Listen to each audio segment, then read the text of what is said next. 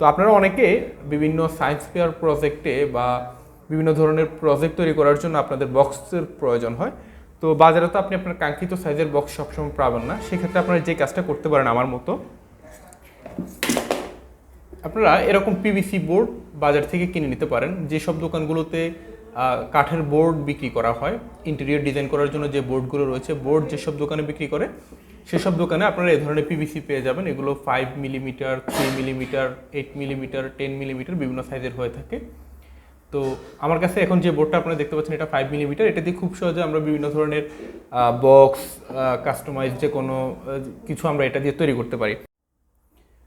Jumper কেবল ব্যবহার করতে গিয়ে প্রায়ই আমরা একটা প্রবলেম ফেস করি, সেটা হচ্ছে ব্রেডবোর্ডে জাম্পার কেবলগুলো ব্যবহার করার পরে আমরা যখন জাম্পার কেবলগুলো আবার খুলে রেখে এই জাম্পার কেবলগুলো পরবর্তী কাজে ব্যবহার করার জন্য স্টোর করতে গিয়ে আমাদের প্রায় একটা ঝামেলা হয়। আর যেহেতু জাম্পার কেবলগুলো 3 ধরনের হয়, male to male, male to female এবং ফিমেল টু ফিমেল, এজন্য জাম্পার কেবলগুলো সবগুলো একসাথে রাখলে পরবর্তীতে জাম্পার কেবলগুলো খুঁজে বের করা খুবই কষ্টকর একটা ব্যাপার। এজন্য আমি একটা সহজ সলিউশন তৈরি করেছি, সেটা হচ্ছে আমি 3 ধরনের জাম্পার কেবলগুলো আলাদা আলাদাভাবে স্টোর করার জন্য একটা বক্স তৈরি করার কথা ভাবছিলাম। যেহেতু বাজারে এ ধরনের রেডিমেড কোনো বক্স পাওয়া যায় না, সেহেতু আমার মাথায় আসলো যে আমি নিজে একটা কাস্টমাইজড বক্স তৈরি করে নিব। সেজন্য আমি যে কাজটা করেছি, পিভিসি বোর্ড ব্যবহার করে এই বক্সটি তৈরি করে নিয়েছি। আপনারা দেখতে পাচ্ছেন, দেখতে খুবই সুন্দর এবং খুবই স্ট্রং। এই বক্সটা যথেষ্ট মজবুত। এই বক্সটি আমি পিভিসি বোর্ড ব্যবহার করে তৈরি করেছি এবং এখানে টোটাল 3টা স্লট রেখেছি।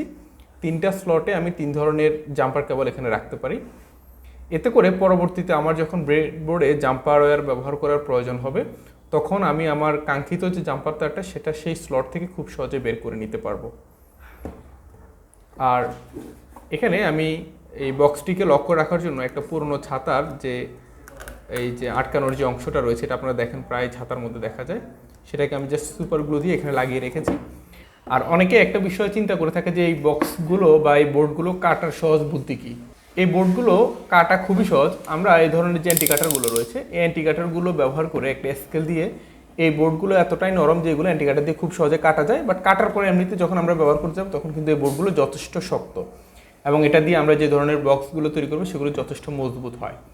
তো আজকের ভিডিওতে আমি জাস্ট যারা বিভিন্ন সায়েন্স প্রজেক্ট তৈরি করে থাকেন তাদের বক্সের যে সমস্যাটা সেটা সমাধান করার একটা সলিউশন দেখানোর চেষ্টা করেছি। ভিডিওটি কেমন লেগেছে আপনারা অবশ্যই কমেন্ট করে জানাবেন। আর আমাদের এই ভিডিওগুলো ভালো লাগলে আমাদের চ্যানেলটি সাবস্ক্রাইব করার অনুরোধ থাকলো। আপনারা সবাই ভালো থাকুন, সুস্থ থাকুন, আল্লাহ হাফেজ।